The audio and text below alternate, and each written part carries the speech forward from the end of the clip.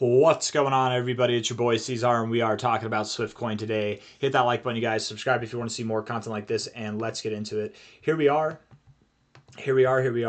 From a low point here to a high point there, we have bounced right off the golden ratio. Perfect maneuver. Back above the 0.5. That's what you want to see. You don't want to find resistance there. That's good. Good job. Getting above the 382 is your next obstacle. If we can do that, I think you're home free. I think this is the low. There's no need to argue that or debate that anymore. You can talk about seeing new relative highs once you get above this 236 at about 2.85 cents. Okay, you're at 1.7 cents right now. And somebody, I think they were being a smartass in the comments. They were like, so you're just making the same predictions for Swiftcoin as you do for XCN, and well, they are basically at the same price. They're quite literally at the same price. This one fell down to 1.23 cents. XCN fell down to 1.3 cents. XCN topped off at about 5 cents. Swiftcoin topped off at about 5 cents. So yeah, they're going to have similar targets. That's not me just trying to lazily do analysis and just give you the same stuff over and over again, but they happen to be at very similar prices. They happen to be finding support in very similar areas, right at your prior area of resistance here, right at your prior area of resistance here. That's where you found support. So I just, it just seems to be happening. I don't want to compare XCN to Swiftcoin at all. You guys can do that all you want if you want to, but we're going to talk about Swiftcoin. Okay, here we are, finding support on the daily time frame right at the same area that we found support last time. Finding higher lows throughout this whole area. That's very good. That's very encouraging. Getting overbought on the daily RSI and not getting oversold. This is exactly what you want to see. Now we need to complete the thought. We need to get all the way back above the 60 and get into these overbought areas and see some readings like that again. If we can, and I think we will, that will likely not just trigger a movement up, but something that's rather magnificent, just like these last two endeavors were. Okay, from a high to a low, high to a low here. Come on now. There we go. The target area would be anywhere from about, in my opinion, I don't think you'll stop at the 1272. I don't think you'll stop at the 1414, but the target area just so happens to be, you guessed it, around 11 cents, guys. We're dealing with similar prices. It's similar drops and everything. It's going to be very similar. 11 cents is the minimum target that I'm giving for this thing. The maximum expectation, I suppose, could be 41 cents, which, hey, the maximum expectation for XCN is 40 cents. Surprise, surprise. They're very close to each other, just like the high was very close and the low was very close. Who would have guessed? And because this actually had a deeper retracement, I believe it did have a deeper retracement, that enables for higher targets. Let's see. If this is greater than 72%, it's deeper. And wouldn't you look at that? It's almost a 72% drop too, but it's a little deeper. Therefore, the targets are a little deeper. That's just how math works. It's not me trying to give propaganda to the people and make you just believe that everything I talk about is going to do a 10x. It's just how it looks, man. It's literally how it is. And I talk about the 10x. Talking about the 10x here, that would put you at about, anything from about 15 to 18 cents to get that 10x move, right? At least from the current price, let alone if you bought over the past few days when we've identified that we were moving up. But it's completely possible. I know we like to focus on the idea of a 10x and beyond. You could see, the truth is you could see a 15x by the end of this move. You could see a 24x by the end of this move. Hell, it could be higher than that. I doubt it, but that would be the maximum kind of expectation there. And I don't actually even expect this to happen. That's just what I accept as a possibility for your maximum effort here. The minimum target, which nobody wants to talk about, but it's still something you should at least acknowledge. You should really focus on it because it's a minimum target for a reason, guys. We absolutely could stop here. That's a 6.2x from the current price at about 10.8 cents, at about 11 cents there. So something to identify. But again, just as I identified the top of the range and the bottom of the range here, I don't anticipate we stop here. Likely we stop somewhere in between at a 15.5 cent to a 26 cent area. That's where Swiftcoin is going right now. We're on a daily time frame as it stands. Okay. If we're looking at this, the last move here, I don't know whenever it started. Did it start here? Maybe did it start here? I might say it started here. From that moment of beginning to this high, that was a 14-day endeavor. This move, I would say it started here, right? You did consolidate a little bit. Maybe it started here more so. I don't know. But I'm going to say you started this move here. That was a 16-day endeavor. So 14 days, 16 days. Debatably, and maybe not so debatably, I think you've started your move here.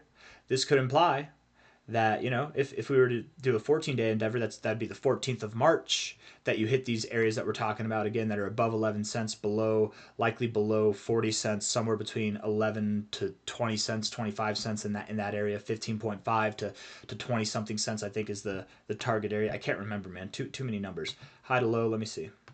I know it's 15.5 is the minimum. And I say minimum, that's the minimum I'm expecting personally.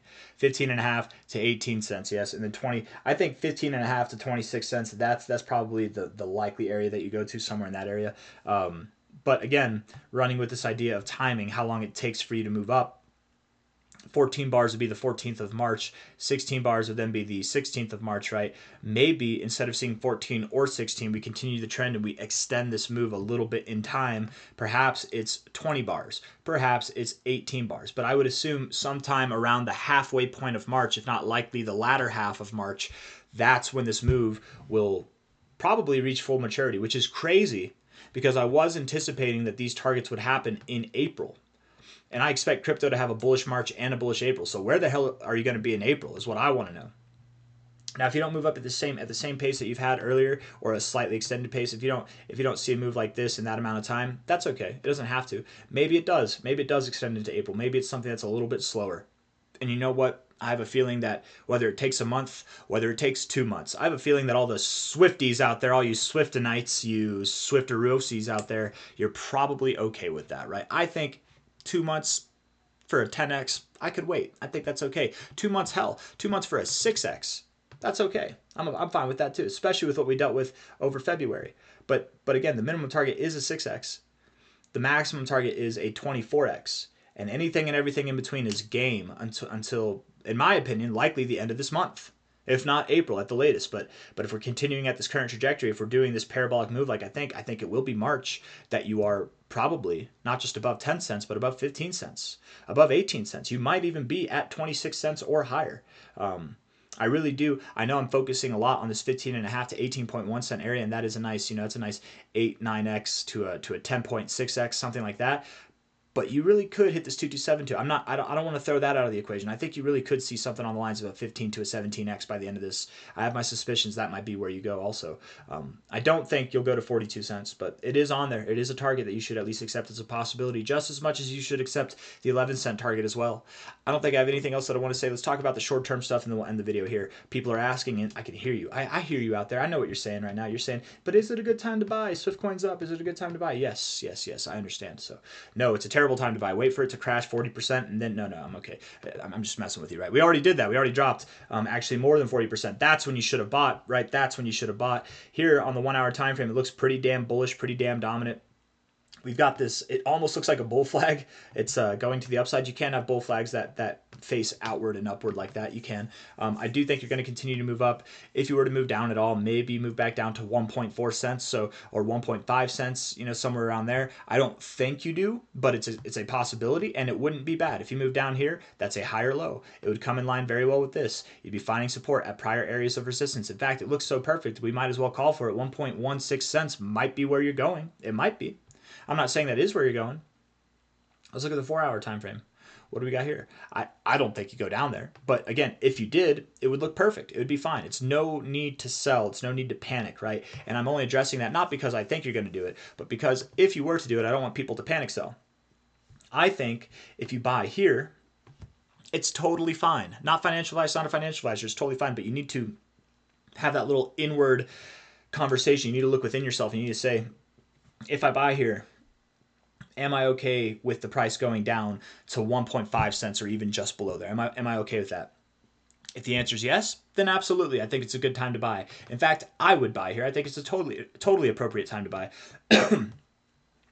And if not, if you don't think if it's an appropriate time to buy and you're saying, I don't want to wait here if it could go down, I'm going to wait till here to go down. Okay, then have the same conversation with yourself, but to the other degree. If you're waiting for it to go down, you will not buy if it pumps, right? Or if you do buy, you'll have to FOMO like the breakout price, the top, which is at about 1.8 cents there. If it goes, you can do something like that. But if you're going to buy here, you will not sell down here. If you're not going to buy here, you will not buy up here. You'll wait for the next pullback, okay? You wait for the next pullback, or at least until it seems more likely that it won't pull back. It's okay to buy in these areas. It's okay to buy higher. It's not ideal, but what I will say to kind of end that thought is that the downside, if it's only that much, and the upside is quite literally off the charts. I can't even, like, I have to zoom out, man. We have to keep zooming out. We have to keep. This is your upside, right? It keeps going, right?